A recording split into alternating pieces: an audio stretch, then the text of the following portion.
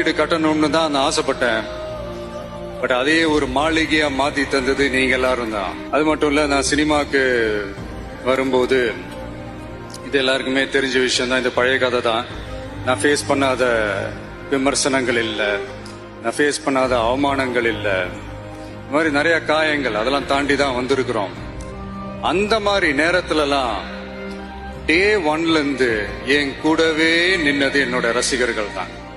ஒரு நாள் 2 நாள் இல்லைங்க, கிட்டத்தட்ட ஒரு 30-33 வருஷத்துக்கு மேல என் கூடவே நின்றுக்கிறாங்க. அதனாலதான் நான் என்ன டிசைட் பண்ணேன்னா, அடுத்த 30-33 வருஷத்துக்கு அவங்களோட நான் நிக்கிறோம்னு முடிவு பண்ணிட்டேன்.